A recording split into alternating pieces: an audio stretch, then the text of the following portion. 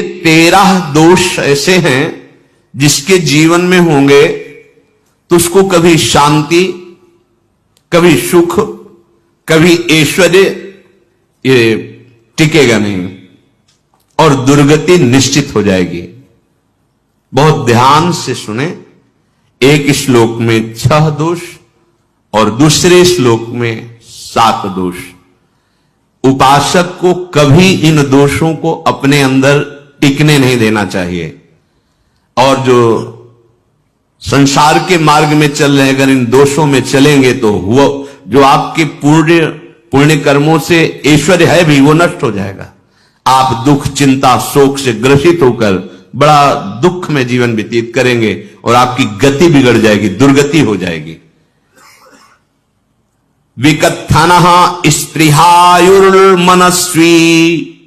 बिभ्रत कोपम चपलो अरक्षणश्च एतान् पापाः षण्णराः पाप धर्मान् प्रकुर्वते नोऽत्र सन्तः सुदुर्गे संभोग संविद विषमोतिमानी दत्तानुतापी कृपणो बलीयान् वर्ग प्रशंसी वनितास्तु देष्टा एते परे सप्तनशंस वर्गाः। जो अपने मुख से अपनी बड़ाई प्रशंसा करता है, ये 13 लिख लो दिमाग में, डायरी में, क्योंकि ये नोट हो रहा है, आवाज डाली जाएगी, आप बार बार सुन, इनसे बचिए। अपनी बड़ाई, अपनी प्रशंसा कभी अपने मुख से नहीं करना, नहीं तो आपके पुण्य नष्ट हो जाएंगे, बुद्धि भ्रष्ट माने गिर जाएगी। अगर परमार्थ में चल रहे तो भी, और व्यवहार में तो पुण्य नष्ट हो ही जाएंगे। बुद्धि गिरी हुई तभी ऐसी बात होती है। और यह दोष बहुतायत है, ये बहुत प्रभावशाली है। अपनी बड़ाई मारना, इसको देख लो, पकड़ो, सत्संग है। अपने मुख से कभी अपनी बड़ाई ना करना। अगर कोई अपने मुख से अपनी बड़ाई करता है तो उसके सुकृत नष्ट हो जाते हैं, बुद्धि भ्रष्ट माने गिर जाती, पतित हो जाती है, फिर निर्णय ठीक नहीं। अगर हमारा सारथी, हमारा ड्राइवर मूढ़ हो तो कहीं भी हमको गिरा देगा, तो वो बुद्धि भ्रष्ट मतलब गिर जाती है, निर्णय करने लायक नहीं रहती। अपनी प्रशंसा अपने मुख से करना। दूसरा, लोलुपता, ये वृत्ति नहीं होनी चाहिए। धर्म से चलेंगे, धर्म के द्वारा जो हमें प्राप्त होगा उसी से हम अपना भरण पोषण करेंगे। आपके बच्चे स्वस्थ होंगे, बुद्धिमान होंगे, परिवार में बहुत सुख और शांति होगी। भले दीपक की तरह जलो, बहुत काल तक रहेगी। लक्ष्मी जी भी आपके घर में बहुत काल, हम ये नहीं कहते कि बहुत नहीं, जितनी है बहुत सुख शांति से चलोगे। अगर लोलुपता करोगे, हिंसा, छल कपट, व्यभिचार, चोरी, ऐसे धन आ जाए, वो आएगा, लेकिन वो हाइलोजन की तरह आएगा, एकदम प्रकाश और फ्यूज, बिल्कुल अंधकार करके जाएगा। देख लेना, तुम्हारे जो सुख के हेतु हैं, तुम्हारा शरीर, तुम्हारे बच्चे, तुम्हारी पत्नी, तुम्हारा परिवार, उसको देख के तुम रात दिन जलोगे बिना आग के। ऐसे उनके आचरण होंगे, ऐसे उनके अंग होंगे, ऐसे उनके दिमाग होंगे, ऐसा उनका व्यवहार होगा। ये लोलुपता अगर उपासक में या किसी में है तो उसको नष्ट कर देती है। सावधान। तीसरा, यदि आपका अपमान होता है तो आपको उसे सहन करना होगा, उससे आपके पाप नष्ट हो जाएंगे। जो तनिक सा भी अपमान होने पर बहुत क्रोध करके दूसरे का अपकार करने लगता है, ये आपका पतन करा देगा, ये आपको फंसा देगा, हृदय जलेगा, अर्थव्यवस्था नष्ट होगी, पूरा परिवार दुखी होगा।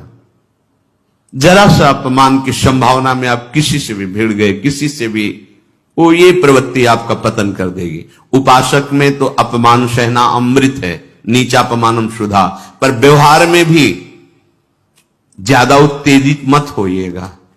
ये तो कुछ मिनट की बात है। अगर आपने उसे मारा, पीटा, रिपोर्ट हुई कानून की, ओ फंसते चले जाओगे, अर्थ जाएगा, समय जाएगा, चिंतन जाएगा, बहुत तरह से हानि हो जाएगी। अगर आप सह गए तो आपका सहना उसके लिए आग बन जाएगा। उमा क्षमा साप होते भारी, तुम्हें दंड देने की जरूरत नहीं, उसका एक कर्म ही उसे दंड दे देगा। आप शांत हो जाइए, आप सत्संगी हैं, आप शांत रहिए। चौथा, निरंतर क्रोध और उसका चिंतन। बैठे बैठे बस द्वेषियों का चिंतन ही हो रहा है, अंदर क्रोध का चिंतन और द्वेषियों का चिंतन ही हो रहा है। द्वेष भरी बातें, द्वेष भरे क्रियाएं, उन्हीं का चिंतन करके जलते रहना क्रोध से। उपासक को तो क्रोध करना ही नहीं चाहिए, बहुत शांत। ठीक है, अभ्यास में कभी क्रोध हो सकता है, उसको फिर समन करो, अंदर से प्रायश्चित, जैसा कि अब गलती हुई, आगे नहीं करेंगे।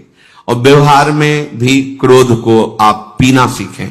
अगर बार बार आपका क्रोध प्रकट होता ही रहेगा, आपका स्वभाव बिगड़ जाएगा, आपके पुण्य नष्ट हो जाएंगे और आपका जीवन नष्ट हो जाएगा। देने वाला उतना दे देगा, आपको आनंदित रहो, पैसा खर्चा सब, पूरे जीवन का विध्वंस मचा दिया क्रोध ने। कहीं भी आप देखो, किसी से क्रोध करके देखो, फिर देखो तुम्हारा भजन चल रहा है, तुम्हारी वो आनंद वृत्ति है नहीं, जलोगे और वो जलन और गुस्सा दिलाएगी और वो बैठे बैठे जलो नहीं। ये क्रोध जो है, ये चाहे व्यवहार में हो चाहे परमार्थ में, दोनों की हानि करने वाला है। और आश्रित जनों की रक्षा ना करना। अगर कोई भाग कर आपके पास आ गया है, कोई पशु पक्षी या कोई मनुष्य, आपको चाहिए कि अब चाहे हमारे पहले प्राण जाएं, उसकी रक्षा करेंगे। सीवी जैसे तो कोई बिरले ही होते हैं, पर इतना जरूर ध्यान रहे, जैसे कोई पशु पक्षी किसी भय से आपकी सीमा के अंतर्गत आ गया है, अब उसकी रक्षा करनी है आपको। अगर आप स्वयं मार देते हैं या मरवा देते हैं, या आपके सुकृत नष्ट कर देगा, या आपकी दुर्गति का कारण बन जाएगा।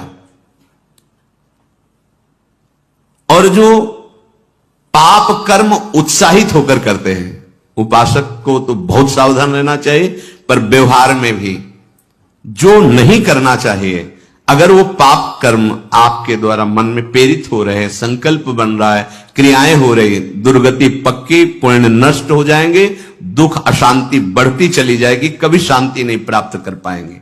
ऐसा नहीं कि जो मन में आवे सो करे। पापाचरण निडर और उत्साहित होकर करना, अगर ऐसे लक्षण है, निश्चित दुर्गति होती है। ये 6, अपनी बहुत बड़ाई करने वाला अपने मुख से, लोलुपता, तनिक से अपमान में सहन ना करने वाला, निरंतर क्रोधी और आश्रित जनों की रक्षा न करने वाला, और निडर हर्षित होकर पाप कर्म करने वाला। दूसरे श्लोक में 7 है, 6 ये 7। 1, संभोग का ही चिंतन करना, संभोग में ही मन लगाना, संभोग दूसरी स्त्रियों के साथ करने की भावना रखना। संभोग, पहला है संभोग। रात दिन बैठे बैठे बस यही चिंतन करना, गंदी बातों का, गंदी बातें देखना, गंदी बातें सुनना, गंदी बातों का चिंतन करना। फिर अन्य माताओं बहनों के प्रति काम दृष्टि से देखना, कोई आ जा रही है तो दृष्टि से, काम भाव से देखना, भोग बुद्धि से देखना, निश्चित पुण्यनाश, दुर्गति। बड़े बड़े उदाहरण इतिहास में हैं, जिन्होंने ऐसा दृश्य नेत्रों से देखने की चेष्टा की, मन में संकल्प किया भोगने का, नष्ट हो गए, चाहे वो कितने बड़े प्रतापी हो। ये दुर्योधन कोई साधारण थोड़ी है, भगवान व्यास देव जी के द्वारा ही तो, भगवान व्यास देव जी ही इसकी उत्पत्ति का कारण है। आप देखो, इतने महान पुलस्त जी ही उत्पत्ति का कारण है रावण की। बस यही ऐसे दोष हैं जिनके कारण जीव नष्ट हो जाता है। ठीक है, धर्मयुक्त काम भगवान ने आदेश किया है, आपका पाणिग्रहण संस्कार हो गया है, संतानोत्पत्ति की भावना से कुछ पवित्र तिथियों का त्याग करते हुए चर्चा में हुई है। एक नियम है, एक आदेश है शास्त्र का। आप बहुत काम प्रवृत्ति वाले हैं तो प्रत्येक मास में जब माता वैद्य पवित्र हो जाती मासिक धर्म से, तो जिनका पाणिग्रहण आपने किया, जो पत्नी स्वरूप है, वो ठीक है। वहां भी बार बार के लिए व्यभिचार प्रवृत्ति के लिए शास्त्र आदेश नहीं करता, संयम पूर्वक, और उसका चिंतन नहीं करना। पाणिग्रहण संस्कार है, घर में विराजमान है, एक संयम एक नियम के अनुसार उसका चिंतन तो फिर भ्रष्ट कर देगा। चिंतन प्रभु का करना है, चिंतन प्रभु की सेवा जो आपके कर्तव्य, इसके चिंतन से बचो। घातक है, बहुत बड़ा जहर है, अगर विषय चिंतन होने लगा तो मरोगे, जिंदा जलोगे, दुर्गति भी होगी। ये अंदर की जो आग है ना, कामाग्नि, ये इतनी बढ़ती चली जाएगी, तुम्हारे होश खराब हो जाएंगे कि मुझे क्या करना चाहिए क्या नहीं करना चाहिए। कुआ मदांधो मदना तुरुमा, अंधा हो जाएगा, नहीं दिखाई देगा अनुजा तनुजा क्या है कौन है, कुछ नहीं, भ्रष्ट बुद्धि। संभोग का चिंतन नहीं।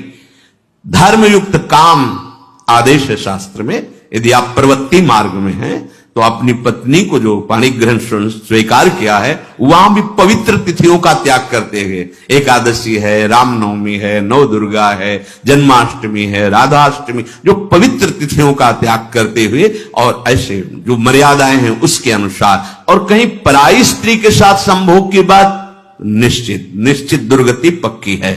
ऐसे ही माताओं के लिए है, स्त्री शरीर के लिए है। यदि वो ऐसी गलत चेष्टा तो पतिवंचक परपति रति करही, रौ नरक कल्पसत परही।